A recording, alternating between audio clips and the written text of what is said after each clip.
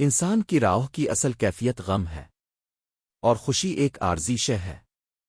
دوستو، کبھی اپنے سوچا کہ خوشیاں ہمیشہ کیوں نہیں رہتی؟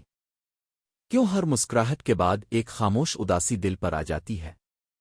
کیونکہ روح کا اصل گھر دنیا نہیں، روح آسمانوں سے آئی ہے، اور دنیا کے ہر احساس میں اسے ادھورا پن محسوس ہوتا ہے۔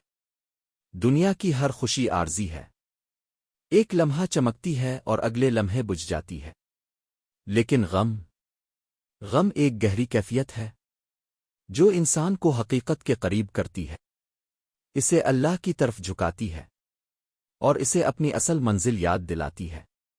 غم انسان کو توڑتا نہیں، بلکہ تراشتا ہے، سنبھالتا ہے اور اسے مضبوط بناتا ہے۔